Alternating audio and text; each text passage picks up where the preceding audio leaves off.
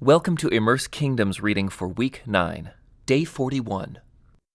Now David's son Absalom had a beautiful sister named Tamar, and Amnon, her half-brother, fell desperately in love with her. Amnon became so obsessed with Tamar that he became ill. She was a virgin, and Amnon thought he could never have her. But Amnon had a very crafty friend, his cousin Jonadab. He was the son of David's brother Shimeah. One day Jonadab said to Amnon, "What's the trouble? Why should the son of a king look so dejected morning after morning?" So Amnon told him, "I am in love with Tamar, my brother Absalom's sister." "Well," Jonadab said, "I'll tell you what to do. Go back to bed and pretend you are ill. When your father comes to see you, ask him to let Tamar come and prepare some food for you.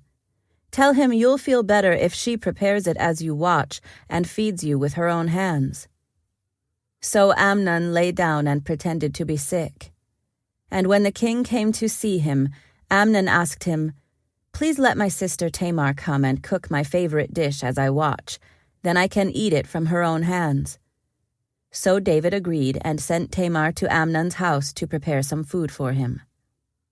When Tamar arrived at Amnon's house, she went to the place where he was lying down so he could watch her mix some dough.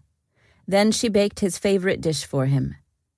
But when she set the serving tray before him, he refused to eat. "Everyone get out of here," Amnon told his servants. So they all left. Then he said to Tamar, "Now bring the food into my bedroom and feed it to me here." So Tamar took his favorite dish to him. But as she was feeding him, he grabbed her and demanded, "Come to bed with me, my darling sister." "No, my brother," she cried. "Don't be foolish. Don't do this to me.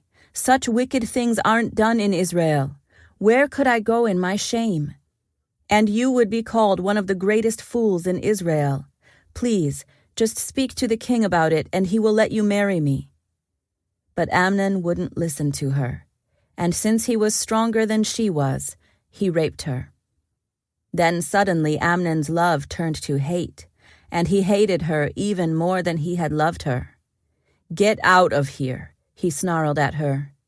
"No, no," Tamar cried.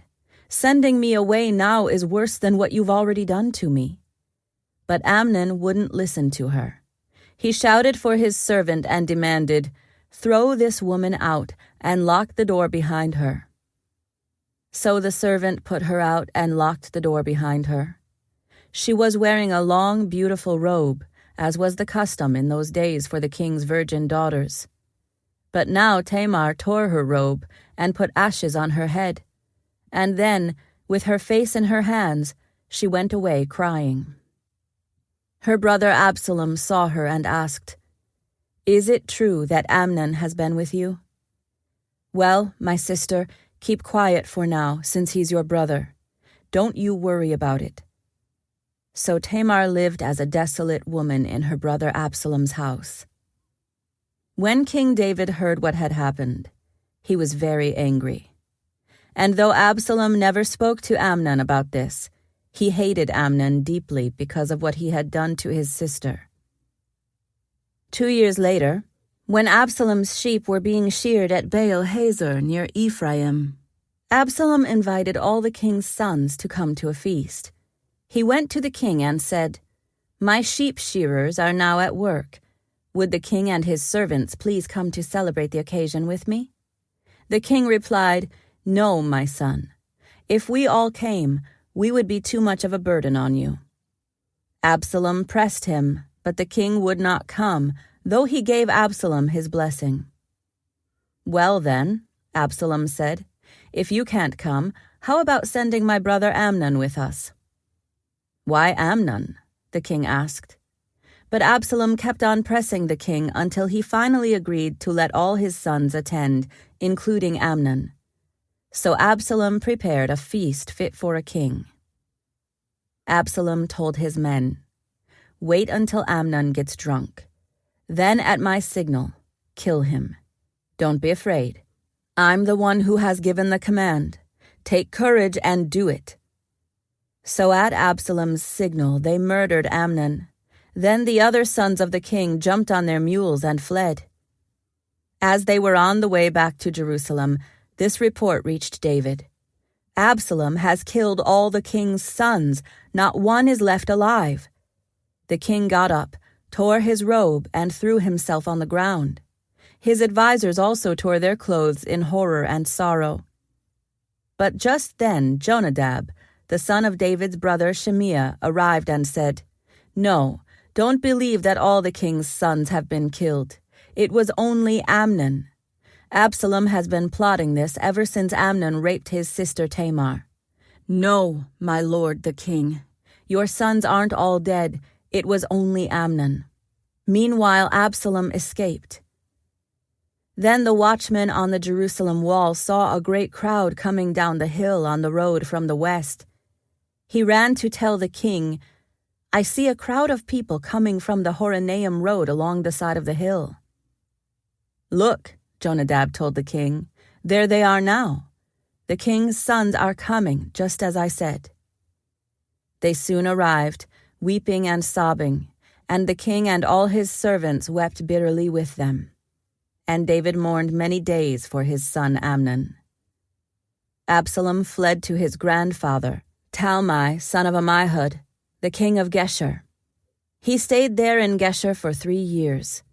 And King David, now reconciled to Amnon's death, longed to be reunited with his son Absalom.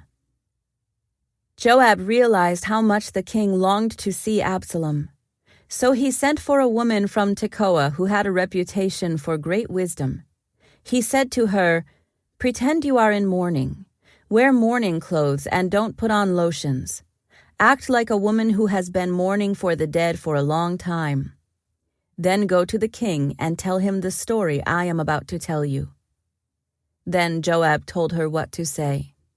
When the woman from Tekoa approached the king, she bowed with her face to the ground in deep respect and cried out, "O king, help me." "What's the trouble?" the king asked.